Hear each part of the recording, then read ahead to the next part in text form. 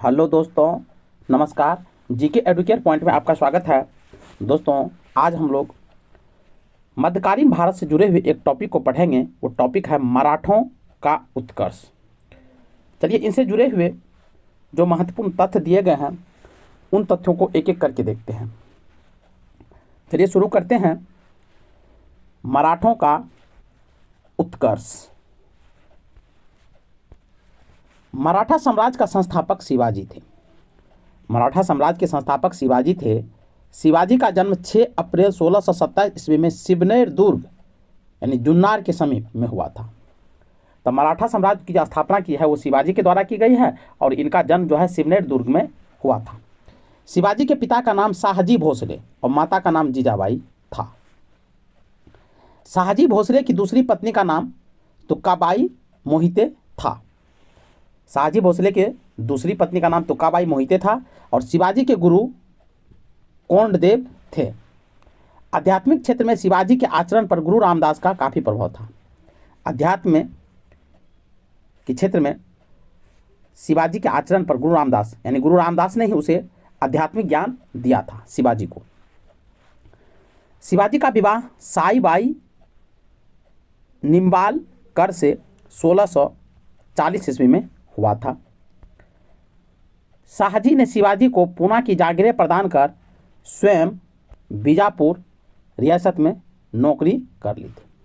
शाहजी भोसले जो थे वो शिवाजी के पिता थे। उन्होंने क्या किया, पूना की जो जागीर थी वो शिवाजी को दे दिया और स्वयं बीजापुर रियासत जो था, बीजापुर की जो शासक थे उसके यहाँ नौकरी कर लिया। अपने सैन्य अभियान के अंतर्गत 1644 ईस्वी में शिवाजी ने सर्वप्रथम बीजापुर के तोरण नामक पहाड़ी किले पर अधिकार कर लिया। जब शाहजी शिवाजी को जागीर प्रदान कर देता है तो उसके बाद उसने क्या किया, सैन्य अभियान करता है 1644 ईस्वी में और सबसे पहले बीजापुर के एक क्षेत्र था तोरण और वो पहाड़ी क्षेत्र था, उस पर उसने अधिकार कर लेता है। 1656 ईस्वी में शिवाजी ने रायगढ़ को अपनी राजधानी बनाया। मराठा साम्राज्य की जो राजधानी है वो रायगढ़ शिवाजी के द्वारा बनाया गया। शिवाजी को राजा की उपाधि औरंगजेब ने दी थी। शिवाजी को राजा का जो पदवी दिया गया वो मुगल शासक औरंगजेब के द्वारा दिया गया। औरंगजेब और शिवाजी समकालीन थे। जिस समय मुगल बादशाह औरंगजेब था उसी समय मराठा साम्राज्य की जो राजा था वो शिवाजी था। बीजापुर के सुल्तान ने अपने योग्य सेनापति अफजल खां को सितंबर 1659 ईस्वी में शिवाजी को पराजित करने के लिए भेजा था। बीजापुर के ही पहाड़ी क्षेत्र पर जब अधिकार कर लेता है तो इससे ही बीजापुर के सुल्तान और शिवाजी के बीच तनाव की स्थिति उत्पन्न हो जाती है। और बीजापुर के सुल्तान ने क्या किया, उनकी जो सेनापति था, जो योग्य सेनापति था, उसका नाम था अफजल खां और उसको 1659 ईस्वी में शिवाजी को हराने के लिए भेजता है। शिवाजी ने 10 नवंबर 1659 को अफजल खां की हत्या कर देता है। लेकिन जब अफजल खां शिवाजी से मिलने आता है तो चतुराई की नीति से शिवाजी ने अफजल खां की हत्या कर देता है। शिवाजी ने सूरत को 1664 ईस्वी एवं 1670 ईस्वी में लूटा। सूरत जो वर्तमान में गुजरात का एक शहर है, उनको शिवाजी ने 2 बार लूटा था। पुरंदर की संधि 1665 ईस्वी में महाराजा जयसिंह एवं शिवाजी के मध्य संपन्न हुई थी। महाराजा जयसिंह ये मुगलों के दूत थे, इनके बीच और शिवाजी के बीच संपन्न हुई थी 1665 में पुरंदर की संधि। याद रखेंगे, बहुत ही इंपॉर्टेंट है। 1672 ईस्वी में शिवाजी ने पनहला दुर्ग को बीजापुर से छीन लिया। अब 1672 में शिवाजी जो बीजापुर का पनहला दुर्ग था उनको भी छीन लेता है। 5 जून 1674 ईस्वी को शिवाजी ने रायगढ़ में वाराणसी यानी काशी के प्रसिद्ध विद्वान श्री गंगाभट्ट द्वारा अपना राज्याभिषेक करवाया। कह रहा है कि 1674 में जो उत्तर प्रदेश के वाराणसी है वहाँ का एक प्रसिद्ध विद्वान था जिसका नाम था श्री गंगाभट्ट, उनके माध्यम से अपना राज्याभिषेक करवाता है और राजा की उपाधि धारण करता है। मूल रूप से गंगा भट्ट महाराष्ट्र का एक सम्मानित ब्राह्मण था जो लंबे समय से वाराणसी में रह रहा था। लेकिन गंगा भट्ट जो था वो महाराष्ट्र का ही ब्राह्मण था, लेकिन बहुत लंबे समय से वो बनारस यानी वाराणसी में रह रहा था। शिवाजी को औरंगजेब ने मई 1666 ईस्वी में जयपुर भवन में कैद कर लिया। शिवाजी से मिलने जाता है जय सिंह और उसी के बीच पुरंदर की संधि होती है और उसी संधि के अकॉर्डिंग शिवाजी औरंगजेब से मिलने आता है।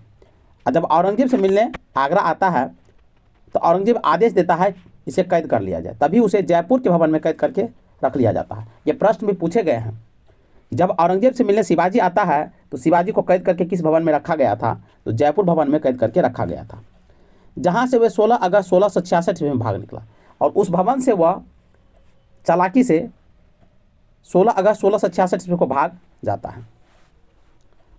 मात्र 53 वर्ष की आयु में 3 अप्रैल 1680 ईस्वी को शिवाजी की मृत्यु हो गई। उसका शासनकाल बहुत लंबा समय नहीं रहा, जीवन काल, लेकिन कम ही समय में उसने बहुत बड़ी साम्राज्य की नींव डाला और उनको सुदृढ़ता प्रदान किया। तो सिर्फ 53 वर्ष की आयु में उसकी मृत्यु हो जाती है। शिवाजी के मंत्रिमंडल को अष्टप्रधान कहा जाता था।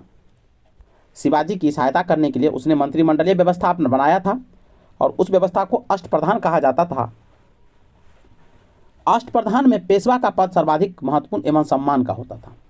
अष्टप्रधान जो 8 मंत्रियों का जो समूह था जिसको अष्टप्रधान कहा जाता था, उसमें सबसे महत्वपूर्ण पद था पेशवा, जो प्रधानमंत्री के रूप में नियुक्त होते थे।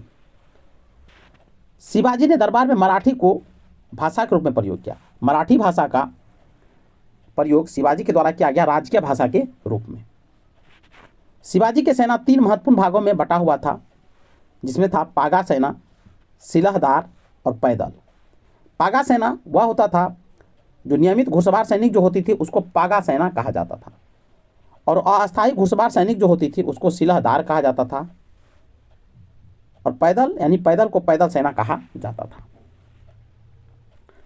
शिवाजी को तोपें अंग्रेजों ने प्रदान की थी। शिवाजी के पास तोप नहीं था, अंग्रेजों ने उसे तोप दिए थे। चलिए आगे बढ़ते हैं।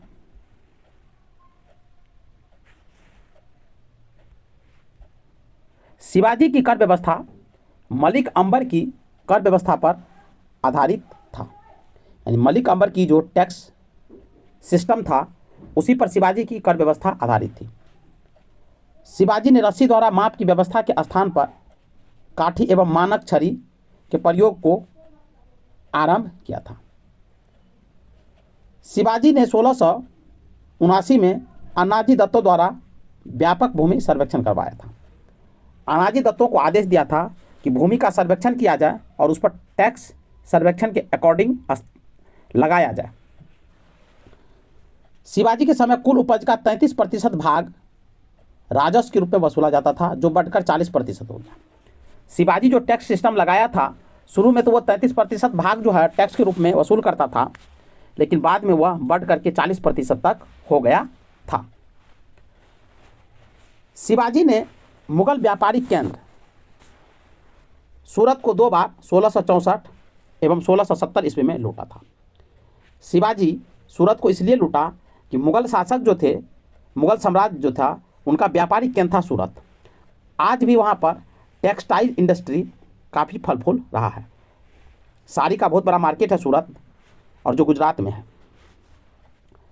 आगे बढ़ते हैं। शिवाजी के उत्तराधिकारी, अब शिवाजी के बाद उनका राजा कौन होता है मराठा का, उसके बारे में कहा जा रहा है। तो शिवाजी का उत्तराधिकारी संभाजी था, बहुत इंपॉर्टेंट है, याद रखेंगे। संभाजी ने उज्जैन के हिंदी एवं संस्कृत के प्रकांड विद्वान कवि कलश को अपना सलाहकार नियुक्त किया था। संभाजी जब शासक बनता है तो उज्जैन जो मध्य प्रदेश में है वहाँ के ही एक विद्वान था, उसका नाम था कवि कलश, और वो हिंदी और संस्कृत के बहुत अच्छे ज्ञाता थे। उनको अपना सलाहकार नियुक्त किया और विभिन्न घटनाक्रम पर, विभिन्न स्थिति में वो उनसे सलाह लिया करते थे और उस पर वो कार्य करते थे। मार्च 1689 ईस्वी में मुगल सेनापति मुखर्रब खां ने संगमेश्वर में छिपे हुए संभाजी एवं कवि कलश को गिरफ्तार कर लिया और उसकी हत्या कर दी। मुगल के जो सेनापति थे मुखर्रब खां, संगमेश्वर एक जगह था, वहाँ पर संभाजी और उनके जो सलाहकार थे कवि कलश, दोनों छुपे हुए थे, क्योंकि मुगलों से तो तनातनी चलता ही रहता था मराठों का, और मुगल के लिए सबसे बड़ी समस्या मराठा ही बन गए थे। हालांकि मराठा ने अंग्रेजों को ही बहुत बड़ा चुनौतीपूर्ण टक्कर दिया था। अंग्रेज को भी एक समय ऐसा लग रहा था कि बिना महाराष्ट्र को कंट्रोल किए, इस पर नियंत्रण स्थापित किए भारत पे शासन नहीं किया जा सकता है। तो उनको गिरफ्तार कर लेता है और उनकी हत्या कर देता है। संभाजी के बाद 1689 ईस्वी में राजा राम को नए छत्रपति के रूप में राज्याभिषेक किया गया। जब संभाजी मर जाते हैं तो 1689 ईस्वी में उसका उत्तराधिकार राजा राम बनता है और वहाँ के जो मराठा साम्राज्य के जो राजा होते थे उसको छत्रपति कहा जाता था। राजा राम ने अपनी दूसरी राजधानी सतारा को बनाया। राजा राम जब शासक बनता है तो पहले मराठा साम्राज्य की राजधानी रायगढ़ थी और बाद में उसने सतारा को राजधानी बनाया। शिवाजी के किले की सुरक्षा के लिए नियुक्त अधिकारी, शिवाजी जो किले को जीता था तो उनके लिए कुछ अधिकारी नियुक्त किया था, जिसमें हवलदार किले के आंतरिक व्यवस्था की देखरेख करता था। सरे नौबत किले की सेना का नेतृत्व, यानी किले में जो सेना होती थी उनके सेना का नेतृत्व, लीडिंग रोल का काम करते थे। सबनीस किले की अर्थव्यवस्था, पत्र व्यवहार एवं भंडार की देखरेख करता था। राजा राम मुगलों से संघर्ष करता हुआ 2 मार्च 1700 ईस्वी में मारा गया। मुगल और मराठा के बीच अक्सर लड़ाई झगड़े होते रहते थे और उसी लड़ाई झगड़े का परिणाम था कि राजा राम भी मुगलों के शिकार हो गए। राजा राम की मृत्यु के बाद उसकी विधवा पत्नी ताराबाई, यानी राजा राम की पत्नी का नाम था ताराबाई, उसने अपने 4 वर्षीय पुत्र शिवाजी द्वितीय का राज्याभिषेक करवाया और मराठा साम्राज्य की वास्तविक संरक्षिका बन गई। क्योंकि जब राजा राम की मृत्यु हो जाती है तो उनको एक पुत्र था और वो मात्र उस समय 4 वर्ष का था, जिसका नाम था शिवाजी द्वितीय। तो उसकी पत्नी जो थी, जो विधवा हो गई ताराबाई ने, उनको राजा के पद पर नियुक्त किया, लेकिन वास्तविक शासक का जो बागडोर था वो अपने हाथ में रखी थी ताराबाई ने। 1707 ईस्वी में औरंगजेब की मृत्यु के बाद संभाजी के पुत्र साहू भोपाल के निकट के मुगल शिविर से वापस महाराष्ट्र आया, जो औरंगजेब के कब्जे में था। 1707 ईस्वी में औरंगजेब की मृत्यु हो जाती है और उसका शासन काल लगभग 50 वर्ष रहा। तो औरंगजेब ने क्या किया था कि संभाजी के पुत्र जो साहू था उनको भी अपने कब्जे में ले लिया था, जेल में बंद कर दिया था। जब औरंगजेब की मृत्यु हो जाती है तो मुगल शिविर से वह भाग करके वापस महाराष्ट्र चला आता है। साहू एवं ताराबाई के बीच 1707 ईस्वी में खेरा का युद्ध होता है और जिसमें साहू विजयी रहता है। ताराबाई मराठा साम्राज्य की शासिका थी, तो ताराबाई और साहू के बीच लड़ाई होती है और उस लड़ाई में साहू जीत जाता है। साहू ने 22 जनवरी 1708 ईस्वी को सतारा में अपना राज्याभिषेक करवाया और जब वह जीत जाता है तो मराठा साम्राज्य की राजधानी उस समय सतारा थी और वहीं पर वो राज्याभिषेक कराता है और शासक बन जाता है साहू, ताराबाई को हरा करके। साहू के नेतृत्व में नवीन मराठा साम्राज्यवाद के प्रवर्तक पेशवा लोग थे। साहू के नेतृत्व में जो नई मराठा साम्राज्य का उदय होता है उनके प्रवर्तक पेशवा लोग थे, जो साहू के पैतृक प्रधानमंत्री थे, यानी वंश पीढ़ी दर पीढ़ी उनके प्रधानमंत्री थे। जो पेशवा जो पद बनाया वो प्रधानमंत्री का पद था। पेशवा पद पहले पेशवा के साथ ही वंशानुगत हो गया था। पेशवा पुणे में रहता था और पेशवा का जो पद था ये वंशानुगत था, यानी बाप को पेशवा बनाया गया तो फिर उसका बेटा बनेगा, फिर उसका बेटा बनेगा, फिर उसका बेटा बनेगा। इस प्रकार वह पद पीढ़ी दर पीढ़ी चलती थी और पेशवा पुणे में रहता था, पुणे जो शहर है वहाँ रहता था। 1713 ईस्वी में साहू ने बालाजी विश्वनाथन को पेशवा बनाया और इनकी मृत्यु 1720 ईस्वी में हो गई। 1713 ईस्वी में बालाजी विश्वनाथन को पेशवा बनाता, यानी प्रधानमंत्री बनाता है साहू, और 1713 में बनाता और 1720 में उसकी मृत्यु हो जाती है। इसके बाद पेशवा बाजीराव प्रथम हुए। जब बालाजी विश्वनाथन की जब मृत्यु हो जाती है तो बाजीराव प्रथम पेशवा बनता है।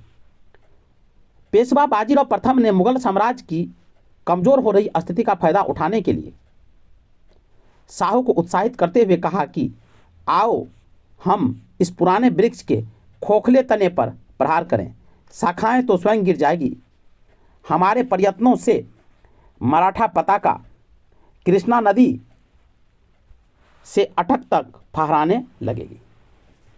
यानी पेशवा बाजीराव प्रथम ने मुगल साम्राज्य की कमजोर हो रही स्थिति का फायदा उठाने के लिए कहा, साहू को उत्साहित करते हुए कहा, साहू जो शासक था उनको उत्साहित करने के लिए कहा कि आओ हम इस पुराने वृक्ष के खोखले तने पर प्रहार करें, शाखाएं तो स्वयं गिर जाएगी और हमारे प्रयत्नों से मराठा पताका कृष्णा नदी से अटक तक फहराने लगेगी। बहुत इंपॉर्टेंट कोटेशन है, स्टेटमेंट है, इनको याद रखेंगे।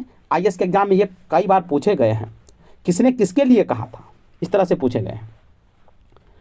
उत्तर में साहू ने कहा, बाजीराव प्रथम ने साहू से कहा, तो साहू ने उत्तर में कहा कि निश्चित रूप से आप इसे हिमालय के पार गाड़ देंगे, यानी मराठा साम्राज्य को इतना विस्तार कर देंगे, निसंदेह आप योग्य पिता के योग्य पुत्र हैं। चलिए आगे बढ़ते हैं।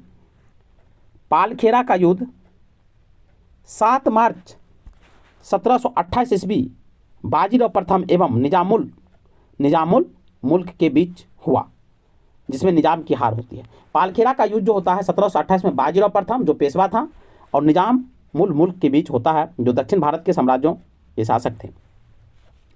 निजाम के साथ मुंगी सिवा गांव की संधि हुई और निजाम के साथ ही बाजीराव प्रथम और निजाम के बीच मुंगी सिवा गांव की संधि होती है।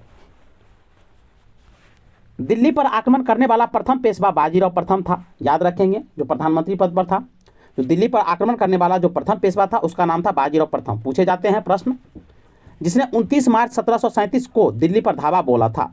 उस समय मुगल बादशाह मोहम्मद शाह दिल्ली छोड़ने के लिए तैयार हो गया था। अब इससे आप अनुमान लगा सकते हैं मराठा कितनी शक्तिशाली था कि दिल्ली पर जब आक्रमण करता है तो दिल्ली के जो मुगल बादशाह थे वो भी उनके सामने आत्मसमर्पण कर देता है और दिल्ली छोड़ने को तैयार हो जाता है। और ये भी याद रखेंगे कि जब बाजीराव प्रथम का आक्रमण होता है दिल्ली पर, तो उस समय मुगल बादशाह कौन था, तो मोहम्मद शाह था, और इसी को रंगीला के नाम से भी जाना जाता है। बाजीराव प्रथम मस्तानी नामक महिला से संबंध होने के कारण चर्चित रहा था। बाजीराव प्रथम जो पेशवा था वो मस्तानी नामक महिला से उनका फिजिकल रिलेशन था, जो भी हो, उसके कारण वो काफ़ी फेमस हुआ था। अब कुछ देख लेते हैं अंग्रेज मराठा संघर्ष के अंतर्गत होने वाली प्रमुख संधियाँ। अंग्रेज और मराठा के बीच हमेशा द्वंद्व की स्थिति बनी हुई थी, दोनों में लड़ाई होते रहते थे, टकराहट की स्थिति थी, और इसी में दोनों के बीच कई संधियाँ हुई है। उन संधि को देखते हैं। पहला सूरत की संधि जो 1775 में हुई थी, याद रखेंगे। पुरंदर की संधि 1776 में हुई थी। बडगांव की संधि 1789 में हुई थी। सालवाई की संधि 1782 में हुई थी। इसमें 2 संधि बहुत इंपॉर्टेंट है, एक पुरंदर की संधि और सालवाई की संधि।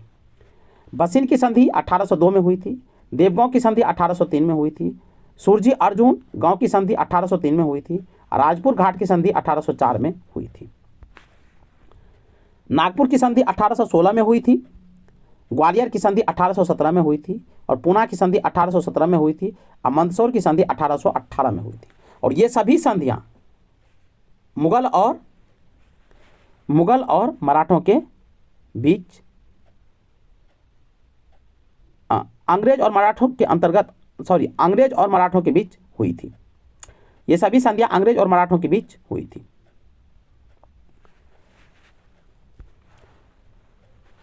सत्रह 1740 ईस्वी में बाजीराव प्रथम की मृत्यु हो जाती है। अब बाजीराव प्रथम की मृत्यु के बाद बालाजी बाजीराव 1740 ईस्वी में पेशवा बनता है।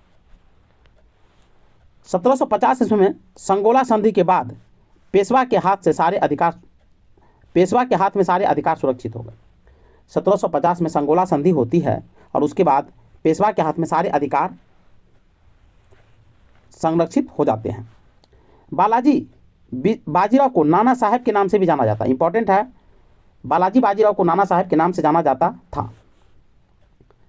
झलकी की संधि हैदराबाद के निजाम एवं बालाजी बाजीराव के मध्य हुई है। झलकी की जो संधि है वो हैदराबाद के जो शासक निजाम थे और बालाजी बाजीराव जो थे मराठा पेशवा, उनके बीच हुई है।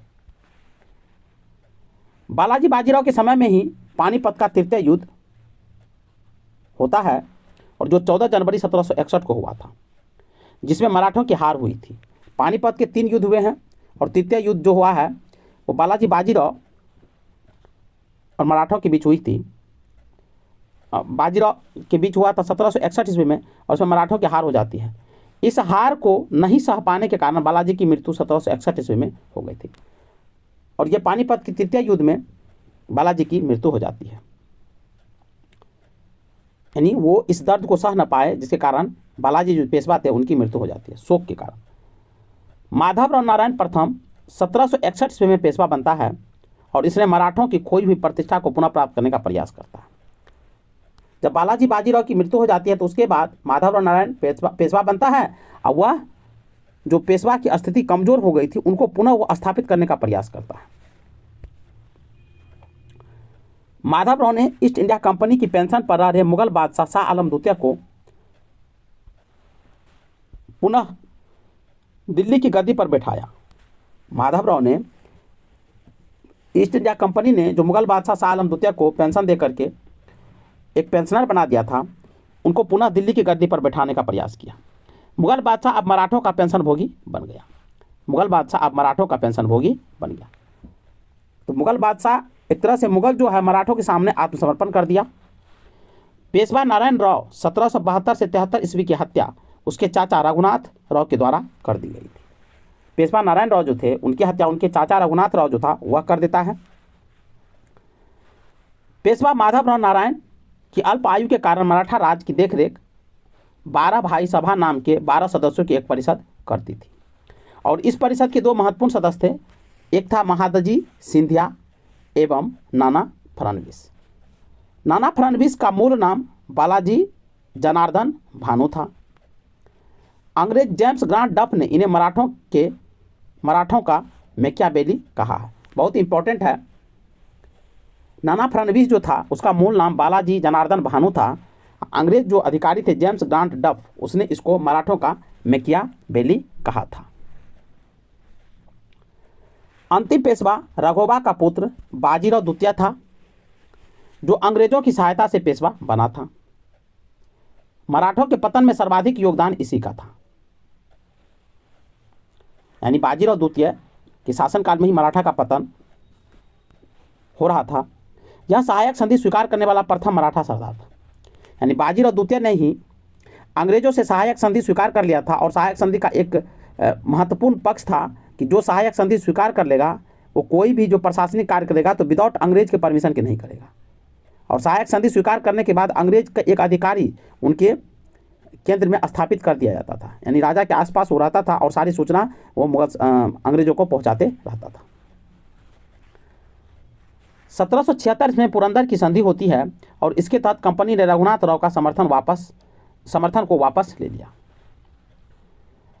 अब प्रथम आंग्ल मराठा युद्ध 1782 ईस्वी में होती है।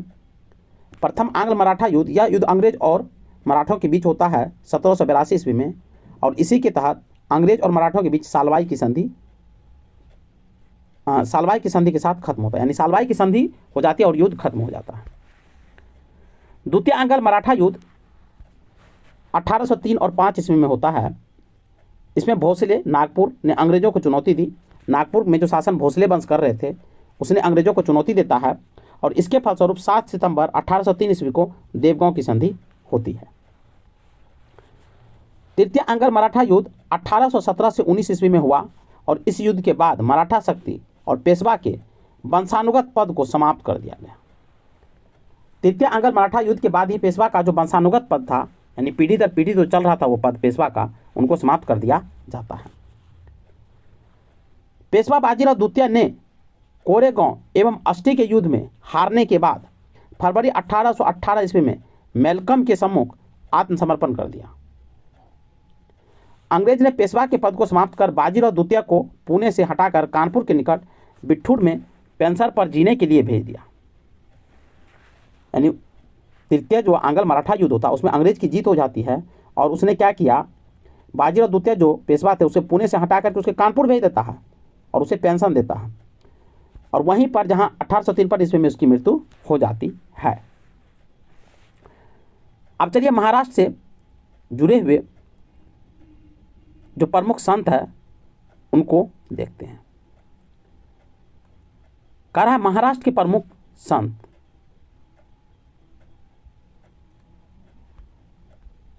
तो महाराष्ट्र के प्रमुख संत ज्ञानदेव या ज्ञानेश्वर 1275 से 1296 ईस्वी महाराष्ट्र में भक्ति आंदोलन के जनक थे। मराठी भाषा और साहित्य के संस्थापक थे। भागवत गीता पर भावार्थ दीपक नामक बृहद टीका लिखी जिसे समान रूप से ज्ञानेश्वरी के नाम से जाना जाता है। दूसरा संत है नामदेव जो 1270 से लेकर 1350 ईस्वी तक रहा। इनके आराध्य देव पुंढरपुर के विठोबा या विट्ठल विष्णु के रूप थे, यानी विट्ठल विष्णु के ही रूप थे, उन्हीं को विट्ठल कहा जाता था। विठोबा या विठल की उपासना को बरकरी संप्रदाय के नाम से जाना जाता है। यानी विठोबा के जो उपासना करते हैं उनको बरकरी संप्रदाय के नाम से जाना जाता है, और जिसकी स्थापना नामदेव ने की थी। यानी बरकरी संप्रदाय की स्थापना नामदेव ने ही की थी। इनमें कुछ पद गुरु ग्रंथ साहिब में संकलित है। जो सिखों के जो गुरु ग्रंथ धार्मिक ग्रंथ है गुरु ग्रंथ साहिब, उसमें इनके सिद्धांत को संकलित किया गया है। अगला है एकनाथ। इन्होंने रामायण पर भावार्थ रामायण नामक टीका लिखी है। तुकाराम, इन्होंने भक्तिपरक कविताएं लिखी जिन्हें अभंग कहा जाता है। ये अभंग भक्तिपरक काव्य की ज्योतिपुंज है। रामदास, महाराष्ट्र के अंतिम महान संत कवि दासबोध, उनकी रचना और उपदेशों का संकलन है। अब मराठा राज्य के अंतर्गत दो प्रकार के क्षेत्र होते थे। उन क्षेत्रों को देखते हैं। एक तो था स्वराज और दूसरा था मुगतई। जो क्षेत्र प्रत्यक्ष मराठों के नियंत्रण में थे उन्हें स्वराज के क्षेत्र कहा जाता था। जो क्षेत्र डायरेक्ट मराठा शासक के नियंत्रण में था उन्हें स्वराज कहा जाता था। अब मुगतई था मुल्क एक कदीम। यह वह क्षेत्र था जिन पर वे चौथ एवं सरदेशमुखी वसूल करते थे। चौथ जो होता था कुल उपज का 1/4 लिया जाता था टैक्स के रूप में, और सरदेशमुखी जो होता था वह कुल उपज का 1/10 लिया जाता था, 1/10 लिया जाता, उसको सरदेशमुखी का। ये दोनों टैक्स होते थे, और इन्हीं दोनों के मिला जुला रूप को मुगतई कहा जाता था। यहाँ दिया हुआ है कि चौथ एवं सरदेशमुखी स्वराज से नहीं लिए जाते थे, बल्कि उन जगहों से लिए जाते थे जहाँ मुगल या दक्खनी राजाओं का शासन था। चौथ और सरदेशमुखी जो टैक्स था वो मराठों द्वारा उन क्षेत्रों से वसूल किया जाता था जिस पर मराठों का नियंत्रण नहीं होता था। उन क्षेत्रों पर मुगलों का नियंत्रण होता था। चौथ भूराजस्व का 1/4 था जो मराठों के उस क्षेत्र पर आक्रमण नहीं करने के लिए दिया जाता था। चौथ जो टैक्स था वह 1/4 था, और मराठा को वो इसलिए देता था, मुगल शासक देता था कि ताकि मराठा उन क्षेत्र पर आक्रमण न करें। और सरदेशमुखी जो था वह 10% के अतिरिक्त अधिभार था जो उस क्षेत्र से लिया जाता था जो मुगलों के अधीन था, पर मराठा उस पर दावा करते थे। और जिन क्षेत्र पर मुगलों का अधिकार था, अब मराठा ये दावा करते थे कि ये क्षेत्र मेरा है, इसे छोड़ो, खाली करो, तो उस क्षेत्र पर सरदेशमुखी वसूल किए जाते थे मराठों के द्वारा, और मुगल वो सरदेशमुखी देते थे। एक है सरजामी प्रथा का संबंध मराठा भूराजस्व व्यवस्था से। ये प्रश्न पूछे गए हैं। सरजामी प्रथा जो है इसका संबंध मराठा भूराजस्व व्यवस्था से जुड़ा हुआ है, टैक्स सिस्टम से। आगे देखिए अष्टप्रधान जो मराठा साम्राज्य की एक विशेषता थी। इसमें देखते हैं 8 पद है। पहला है पेशवा जो सबसे महत्वपूर्ण पद था, और ये प्रधानमंत्री होते थे। ये राज्य का प्रशासन एवं अर्थव्यवस्था की देखरेख की जिम्मेदारी इनकी होती थी। दूसरा था सरी ए नौबत, यानी सेनापति को सरी ए नौबत कहा जाता था। ये सेना का प्रधान होता था, सैन्य प्रधान कहा जाता था। अमात, ये राजस्व टैक्स वसूलने वाले मंत्री होते थे, टैक्स विभाग के मंत्री होते थे। ये आय व्यय का लेखा जोखा रखता था। एक था बक्यानविस, ये सूचना, गुप्तचर एवं संधि विग्रह के विभागों का अध्यक्ष होता था। एक था चिटनिस, राजकीय पत्रों को पढ़कर उसकी भाषा शैली को देखना, इसका काम होता था। एक है सुमन, विदेश मंत्री होता था। ध्यान रखेंगे ये क्वेश्चन बार बार पूछे जाते हैं। सुमन का पद क्या था? तो विदेश मंत्री था सुमन। पंडित राव, धार्मिक कार्यों के लिए तिथि का निर्धारण, कोई धार्मिक आयोजन किया जाता था तो पंडित से सलाह ली जाती थी और वो तिथि का निर्धारण करते थे। न्यायाधीश, न्याय विभाग का प्रधान जो होता था उसको न्यायाधीश कहा जाता था। तो चलिए आज के वीडियो में बस इतना ही। मिलते हैं नेक्स्ट वीडियो में, तब तक के लिए जय हिंद।